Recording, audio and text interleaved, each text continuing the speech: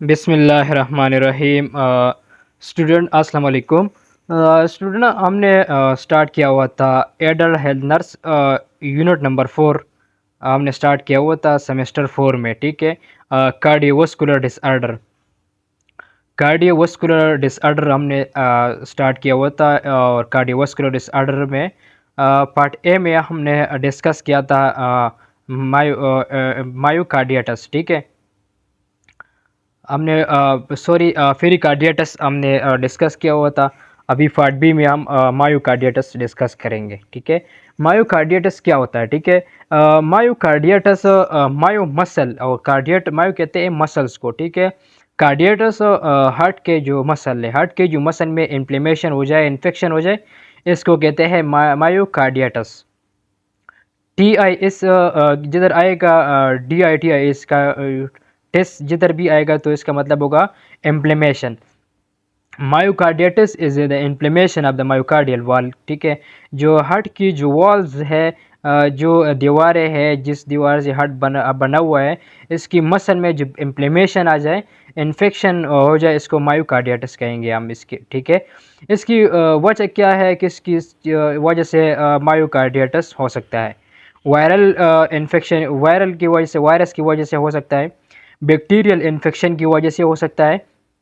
Ads की वजह से हो सकता है, ठीक है। Auto immune anti inflammatory anti deficiency syndromes जो है, auto immune anti deficiency syndrome जो है, इसकी वजह से मायोकार्डियटिस होता है, ठीक है।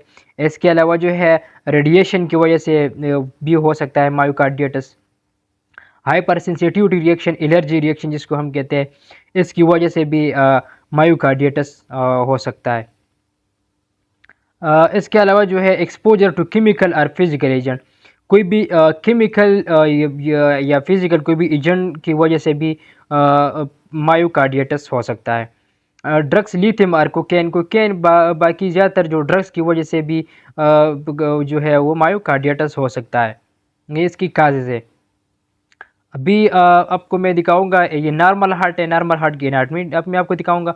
ये आपको नज़र आ रहा है कि राइट एट्रियम है, ठीक है। Right superior vena cava through और इन्फीरियर वेना केवा से ब्लड आता है, ठीक है, राइट एट्रियम में।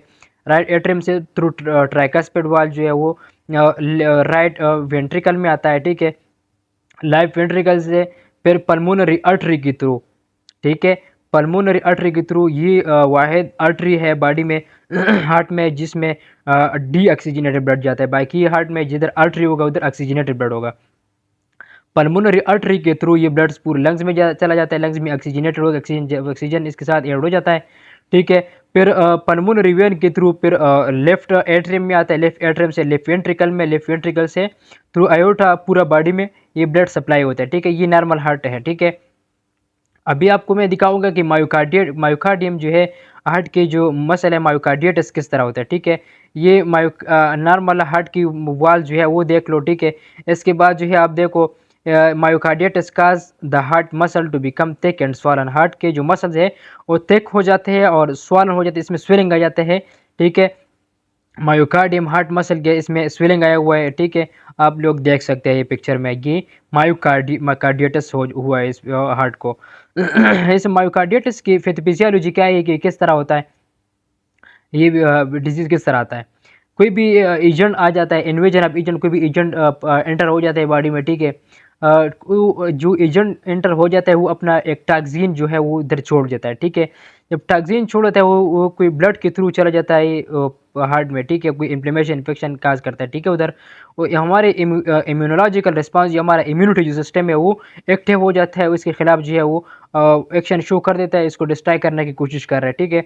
तो क्या हो जाता है इसमें डिस्ट्रक्शन ऑफ मायोकार्डियल से, मायोकार्डियल सेल जो है हार्ट के जो सेल्स है, हार्ट के मसल के जो सेल है इसमें डिस्ट्रक्शन शुरू हो जाता है, डिस्ट्रक्शन वो डिस्ट्रक्शन आ जाता है इसमें। तो क्या हो जाता है, continuous stimulation of immune response, ये कंटिन्यूसली ये इम्यून रिस्पांस जो है ये स्टिमुलेट हो जाता है, ठीक है। तो इसकी वजह से क्या हो जाता है, हार्ट के जो मसल्स है, हार्ट की वॉल्स की जो मसल्स है, दीवारों के हार्ट के जो दीवार है इसकी जो मसल्स है, इसमें क्या हो जाता है, इन्फेक्शन हो जाता है, इसको क्या कहते हैं, मायोकार्डियटिस, ठीक है। इसमें साइन सिम्टम्स क्या है इसके, मायोकार्डिटिस की। मोस्टली एसिम्प्टोमेटिक, ज़्यादातर ये एसिम्प्टोमेटिक होता है, क्योंकि टाइम के साथ साथ मतलब इसमें ये क्रॉनिक भी हो जाता है और एक्यूट भी हो जाता है, ठीक है। रिसेंट हिस्ट्री में शो रिसेंटली जो है वो अपर रिस्पायरेटरी ट्रैक इन्फेक्शन की वजह से भी ये हो सकता है, यूआरटीआई की वजह से, ठीक है। एक्यूट फ्लू की जो सिम्टम्स भी होगा इसके, ठीक है। पेशेंट को जो है वो मलाइज फील करेगा, मतलब बेचैनी होगा पेशेंट को, लो ग्रेड फीवर होगा इसको पेशेंट को, टैकिकार्डिया, जो हार्ट कार्डियक आउटपुट जो है वो ज़्यादा हो जाएगा, क्या हो जाएगा, और टैकिकार्डिया की वजह से हार्ट की जो रेट है पल्स जो है वो ज़्यादा हो जाएगा इसकी एक्यूट मायोकार्डियटिस में, ठीक है। इसके मायोकार्डियटिस, ठीक है, इसकी असेसमेंट हम किस तरह कैसे हम पता चलेगा कि इस पेशेंट को मायोकार्डियटिस है। पेशेंट को फीवर होगा, ठीक है। पेरिकार्डियल फ्रिक्शन, रब एंड मरबर साउंड जो है वो हमें अस्कल्टेशन में सुनाई देगा। जब हम स्टेथोस्कोप लगाए तो पेशेंट की चेस्ट पे रख लेंगे तो उधर से रब मरमर या उसकी तरफ की इस तरह की जो है साउंड हमें सुनाई देगा। इसमें हार्ट फेलियर की साइन भी आएगा, क्योंकि हार्ट प्रॉपर ब्लड जो है वो नहीं कॉन्ट्रैक्ट करेगा पूरी बॉडी में, ठीक है। पेशेंट जो है वो थकावट महसूस करेगा और डिफ़िकल्टी होगा ब्रीथिंग में पेशेंट को। पल्स रेट पेशेंट की जो है वो ज़्यादा हो जाएगा, और पेशेंट की जो चेस्ट एरियाज़ है, इस चेस्ट एरिया में पेशेंट को फील होगा, और पेशेंट जो है वो कार्डियक शॉक जो है, कार्डियोजेनिक शॉक जो है उसकी कॉम्प्लिकेशन जो है वो भी पेशेंट में आएगा। और CHF एंड डिसरिथम में पेशेंट की जो रिदम है वो एरिथमिया जो है वो भी जो ज़्यादा कम हो जाएगा, इसमें ज़्यादा कम हो जाएगा। इसके अलावा जो है कंजेस्ट जो हार्ट फेलियर भी हो सकता है, इसकी वजह से हार्ट जो है वो कंजेस्ट हो जाता, तंग हो जाती है, क्योंकि इन्फ्लेमेशन हो जाता है हार्ट की दीवार में। इसके अलावा जो है इसके डायग्नोस्टिक टेस्ट हम किस तरह करेंगे, इस पेशेंट की फिजिकल असेसमेंट करेंगे। फिजिकल असेसमेंट में पेशेंट को देखेंगे, ठीक है। इसके अलावा चेस्ट एक्सरे करता है, इसमें डिसरिथमिया पेशेंट के एक्सरे में चेंजेस आ जाएगा, ठीक है। इकोकार्डियोग्राफी पेशेंट की करेंगे, ठीक है। ECG हो गया, ठीक है, पेशेंट की। इसके अलावा पेशेंट की ECG में शो AV ब्लॉक और पेशेंट की जो पेशेंट की जो AV नोड जो है इसमें ब्लॉक जो है वो आएगा। एट्रियम और इंडोमायोकार्डियल बायोप्सी, ठीक है। इसमें डायग्नोस्टिक्स में जो पेशेंट की जो हार्ट की जो वॉल्स है इससे बायोप्सी लेता है, ठीक है, और बायोप्सी के टेस्ट करा देते हैं। इसके बाद पता चल जाता है कि ये कौन से माइक्रो ऑर्गेनिज्म की वजह से जो है ये मायोकार्डियटिस हुआ, ये इन्फेक्शन हुआ है, ठीक है। इसके बाद जो है इसकी इंटरवेंशन जो है पर मायोकार्डियटिस जो है, इंटरवेंशन क्या होगा इसका, ठीक है। Continuous monitoring of heart rate and rhythm, patient की जो हार्ट रेट है और रिदम है वो कंटिन्यूसली जो है हम उसको मॉनिटर करना होगा, ठीक है। क्लाइंट जो है वो कंफर्टेबल पोजीशन उसकी असेस करेंगे, ठीक है। पेशेंट को एडमिनिस्टर करेंगे वो मेडिकेशन जो पेशेंट की पेन जो है वो कम करे, पेशेंट की फीवर कम करे। फॉर एग्जांपल पेन कम करने के लिए हम एनाल्जेसिक देंगे पेशेंट को, ठीक है। इसके अलावा पेशेंट की एंटीपायरेटिक पेशेंट को देंगे, क्योंकि इन्फेक्शन है, इन्फ्लेमेशन है, इसकी वजह से ऑब्वियसली पेशेंट को क्या होगा, पेशेंट को फीवर होगा। इस पेशेंट को फीवर को कंट्रोल करने के लिए पेशेंट को हम क्या देंगे, एंटीपायरेटिक देंगे। पेशेंट को ऑक्सीजन भी प्रेस्क्राइब करेंगे पेशेंट को, क्योंकि पेशेंट की हार्ट जो है वो डिस्टर्ब है, ठीक है। पेशेंट जो है प्रॉपर ब्लड नहीं पहुंचा रहा पूरे बॉडी को, ब्लड नहीं पहुंचा रहा तो ऑक्सीजन नहीं जाएगा पूरे बॉडी को, ठीक है। और लंग्स इसकी वजह से भी वो डिस्टर्ब होगा, इस वजह से ऑक्सीजन जो है वो भी प्रेस्क्राइब करना होगा पेशेंट को। एडिक्वेट रेस्ट पीरियड, पेशेंट को रेस्ट देंगे, क्योंकि ज़्यादा पेशेंट को आराम की ज़रूरत होगा उस टाइम पर, वो देंगे पेशेंट को। Limit activity to avoid over secretion and over secretion are load on the heart, ठीक है। पेशेंट को हम बेड रेस्ट पे डालेंगे, पेशेंट को कहेंगे कि आप रेस्ट करो, ठीक है, कि हार्ट के ऊपर ज़्यादा लोड ना पड़े, क्योंकि ऑलरेडी पेशेंट के हार्ट की वाल्व जो है इसमें इन्फेक्शन है और इन्फ्लेमेशन है, ठीक है। एडमिनिस्टर करेंगे डिजॉक्सिन जो है, ये जो ड्रग्स है वो पेशेंट को भी प्रोवाइड करेंगे। डिजॉक्सिन जो ट्रीटमेंट जो इर्रेगुलर हार्ट बीट जो है जब इर्रेगुलर हो जाए, इसमें पेशेंट को डिजॉक्सिन जो है वो प्रिस्क्राइब करते हैं, ठीक है। पेशेंट को डिजॉक्सिन जो ड्रग्स है वो एडमिनिस्टर करेंगे, ठीक है। पेशेंट की जो साइंस, जो वाइटल साइन है वो ऑब्जर्व करेंगे, ठीक है। और जो पेशेंट को डिजॉक्सिन ड्रग्स हम देंगे, ठीक है, नर्स को चाहिए कि वो डिजॉक्सिन की जो टॉक्सिसिटी है वो पेशेंट में भी देख के पेशेंट को असिस्ट करे बार बार, ठीक है, कि इस ड्रग्स की वजह से पेशेंट में कोई टॉक्सिसिटी तो नहीं हुई, ठीक है। पेशेंट को एंटीबायोटिक एडमिनिस्टर करेंगे, क्योंकि इन्फेक्शन है, इन्फ्लेमेशन है, तो एंटीबायोटिक जो कोई भी बैक्टीरियल के खिलाफ हम देंगे, any type of bacterial infection हो इसमें एंटीबायोटिक देते हैं, ताकि ये इन्फेक्शन जो है वो ख़त्म हो जाए और जो भी माइक्रोब्स है वो ख़त्म हो जाए। पेशेंट की जो कोई भी मॉनिटर करेंगे, पेशेंट की कोई कॉम्प्लिकेशन हो, पेशेंट की कोई thrombus, heart failure, cardiomyopathy, patient की जो कोई थ्रम्बस, कोई क्लॉट वगैरह ब्लड की, वो भी असिस्ट करेंगे पेशेंट में, को मॉनिटर करेंगे। ऐसा ना हो कि पेशेंट में कोई थ्रम्बस चला जाए, ब्लड ऑलरेडी कंप्रोमाइज़ है, पूरी बॉडी को नहीं पहुंच रहा, जो थ्रम्बस आ जाए ब्लड जो है वो जो ब्लड की जो फ्लो है वो भी इसकी वजह से कम हो जाता है। हार्ट फेलियर हो सकता है इसकी वजह से, क्योंकि थ्रम्बस की वजह से ब्लड नहीं जाएगा, हार्ट फेलियर हो जाएगा। कार्डियोमायोपैथी, हार्ट की जो मसल है इसमें इन्वायरमेंट भी हो सकता है, ठीक है, क्योंकि हार्ट जो है वो बार बार कंट्रैक्शन रिलैक्सेशन करता है, ठीक है। Elastic pressure, stocking and ROM exercise, patient को हम एक्सरसाइज प्रॉपर जो है वो प्रिस्क्राइब करेंगे। रेंज ऑफ मोशन, ROM, और ROM mean range of motion, patient को डिफरेंट टाइप के एक्सरसाइज पेशेंट को देंगे, क्योंकि इसकी वजह से पेशेंट की हार्ट की जो वर्क है वो बहाल हो सके, ठीक है।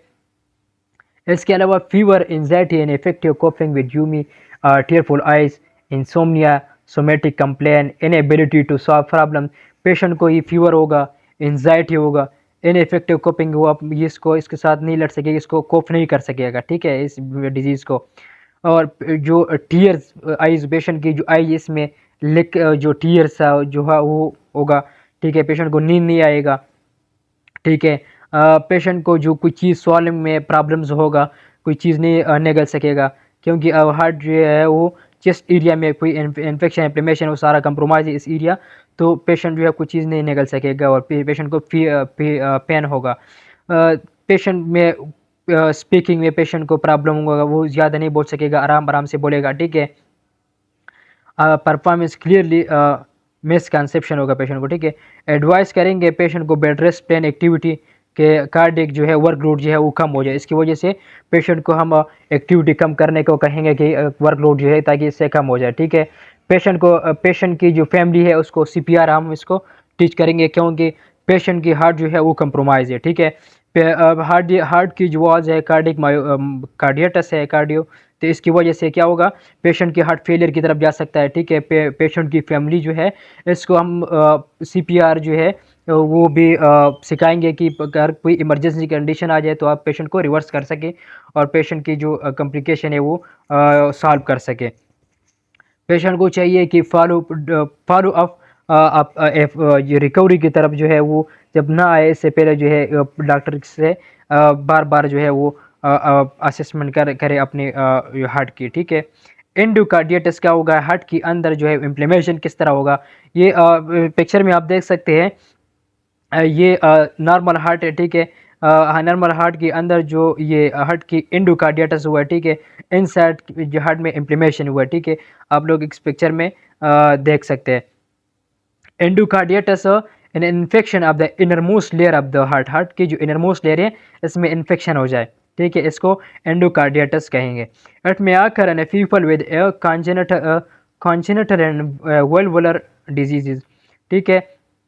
ये जो है पैदाइशी कॉन्जेनिटल हो सकता है, जो पैदाइशी किसी भी पेशेंट में हो सकता है, ठीक है, किसी भी पर्सन में। इसके अलावा हार्ट के जो वॉल्व्स है इसकी डिजीज़ की वजह से भी हो सकता है, ठीक है, ये इन्फेक्शन, इन्फ्लेमेशन, ठीक है, एंडोकार्डियटिस हो सकता है। Those who have had rheumatic fever, किसी पेशेंट को रिम्यूटिक फीवर होगा। रिम्यूटिक फीवर जो है आप लोगों को पता है, पहले मैंने पिछले स्लाइड में आप लोगों को बता चुका हूँ कि रिम्यूटिक फीवर जो है इसकी वजह से बॉडी के बहुत से पार्ट जो है वो बॉडी के ऊपर इफेक्ट करता है, हार्ट के ऊपर करता है, बॉडी के जॉइंट के ऊपर करता है, ब्रेन के ऊपर करता है और स्किन के ऊपर भी इसका इफेक्ट होता है, ठीक है। तो इसकी इफेक्ट की वजह से हार्ट के ऊपर भी इफेक्ट होता है, ठीक है, तो इसकी वजह से एंडोकार्डियटिस हो सकता है। ये हेल्दी वॉल्व्स है, बॉडी की जो वॉल्व्स है हार्ट की, ये हेल्थी वाल्व्स है और नीचे जो है ये इन्फेक्टेड वाल्व्स है, आप लोग देख सकते हैं। इसमें जो वेजिटेशन है, कोई भी माइक्रोब्स की वजह से जो भी इन्फ्लेमेशन है, इन्फेक्शन है, आप इस पिक्चर में आप लोग जो है वो देख सकते हैं। एंडोकार्डियटिस जो है इन्फ्लेमेशन प्रोसेस है। एंडोकार्डियम स्पेशली द वॉल्व्स की, हार्ट की जो वॉल्व्स है, इसकी जो इन्फ्लेमेशन हो जाए, ठीक है, स्पेशली इसको कहते हैं, ठीक है। ये एक्यूट भी हो सकता है और सब एक्यूट भी हो सकता है, ठीक है। कुछ मतलब कुछ ऑनसेट हो सकता है, जल्दी होता है, और कम टाइम में जो है ये इन्फेक्शन हो जाता है, ठीक है। इसको एक्यूट कहते हैं। पैथोफिजियोलॉजी इसकी क्या है, किस तरह हो जाता है, ठीक है। माइक्रो ऑर्गेनिज्म बॉडी में इंटर हो जाते हैं और ब्लड स्ट्रीम में चला जाता है, ठीक है, ब्लड स्ट्रीम में थ्रू हार्ट में चला जाता है, ठीक है। तो बैक्टीरियल कॉलोनीज जिधर बैक्टीरिया चला जाता है इनसाइड हार्ट में, उधर बैक्टीरिया जो है अपने कॉलोनीज बना देता है, ठीक है। इसके बाद जो है लेयर्स ऑफ द फेब्रिन जो है एंड प्लेटलेट्स जो है वो भी उधर जमा शुरू हो जाते हैं, इसकी वजह से इन्फ्लेमेशन हो जाता है। This form a clot and travel to other organ forming abscess. ये जो क्लॉट बन जाता है प्लेटलेट्स की, ये उधर से ब्लड के थ्रू, क्योंकि ब्लड तो पूरी बॉडी में सर्कुलेट करता है, ये ब्लड जो है पूरे कोई और बॉडी में, कोई और ऑर्गन में चला जाता है, उधर एब्सिस की फॉर्मेशन हो जाता है, पस की फॉर्मेशन हो जाता है, ठीक है, और वो डेड WBC की फॉर्मेशन हो जाता है उधर। Common infarction site are kidney, spleen and brain.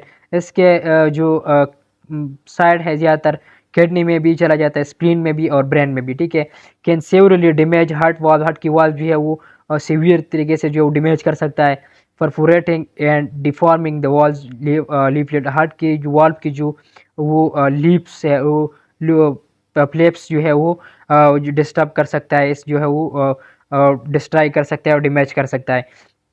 Pulmonary एम्बोलिया and complex glomerulonephritis में आल्सो अकर, इसकी वजह से पल्मोनरी एम्बोलिज्म हो सकता है, हार्ट की जो ब्लड जो लंग्स की तरफ चला जाता है, ठीक है, इसकी उसको एम्बोलिज्म की शक्ल में, ठीक है। इसके अलावा ग्लोमेरुलोनेफ्राइटिस हो सकता है, किडनी की जो नेफ्रॉन है इसमें इन्फ्लेमेशन हो सकता है इसकी वजह से।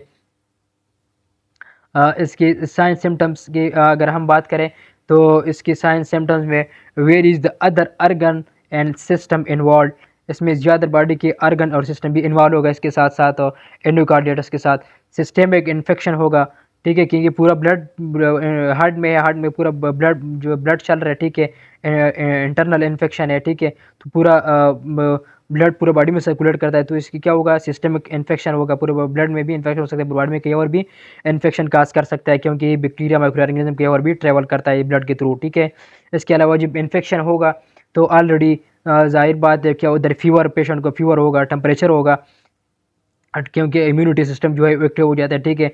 पेशेंट को चिल्स होगा, ठीक है, पेशेंट मलाइज होगा, बेचैनी महसूस करेगा, पेशेंट को नोज़िया वोमिटिंग की जो है और उल्टियों वगैरह की पेशेंट क्या होगा, इसको फीलिंग आएगा, ठीक है।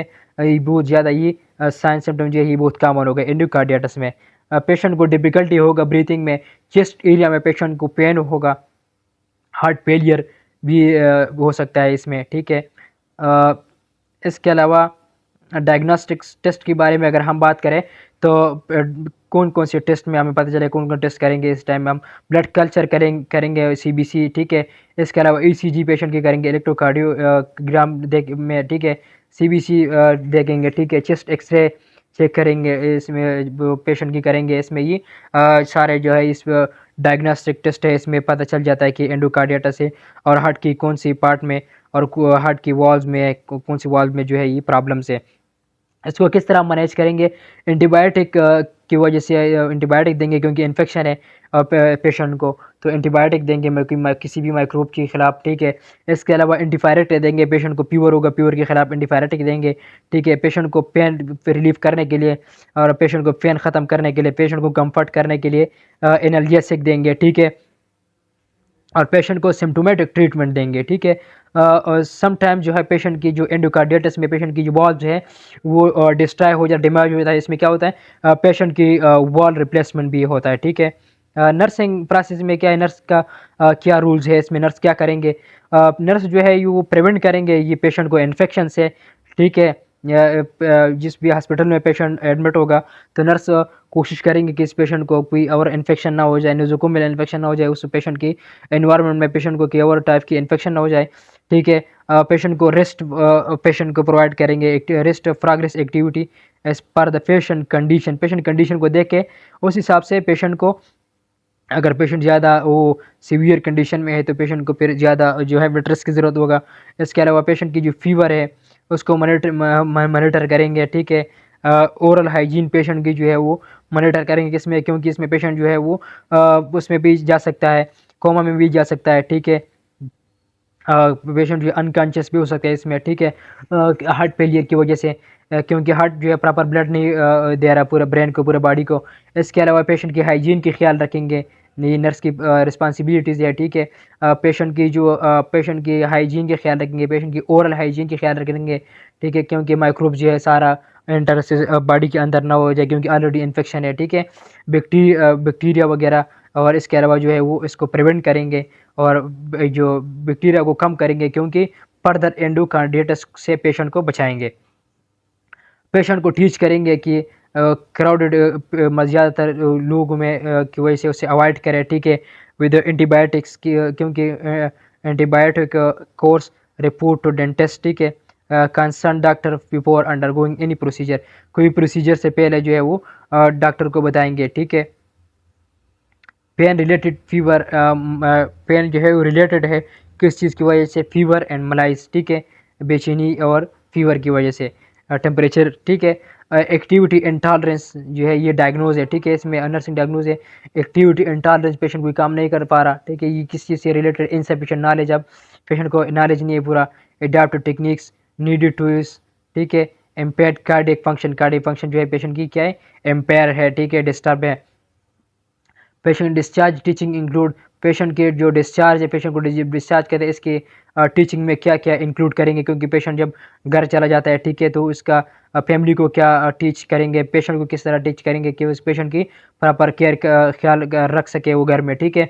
The cause of infection, infection की जो काजेज है वो फैमिली को बताएंगे, पेशेंट को बताएंगे कि किस किस की वजह से ये इन्फेक्शन हो सकता है, आपको हो चुका है ये इन्फेक्शन पहले से, ठीक है। Purpose and complain of the long term antibiotics, और जब ज़्यादा टाइम के लिए एंटीबायोटिक यूज़ करेंगे इसका मकसद क्या है, ठीक है, ये पेशेंट को बताएंगे। Prophylactic antibiotic for oral hygiene advice, soft toothbrush and dental flossing, patient को बताएंगे, क्योंकि अगर ओरल हाइजीन उसके प्रॉपर जो किस तरह रखेंगे और सॉफ्ट ब्रश जो है वो यूज़ करेंगे, ताकि पेशेंट की जो गम्स है उससे ब्लीडिंग ना हो, ठीक है, हार्ड ब्रश से हो जाता है, ठीक है। Ongoing assessment to determine efficacy of the treatment, treatment की जो असेसमेंट है उस टाइम पर अनगोइंग असेसमेंट पेशेंट की करेंगे कि जो ट्रीटमेंट के दौरान कि पेशेंट में क्या क्या चेंजेस आ जाता है, ठीक है। इसके बाद, ठीक है, पेशेंट की जो एक्टिविटी प्लान है उसको देखेंगे कि रिटर्न टू वर्क की तरफ किस तरह पेशेंट वापस आएंगे।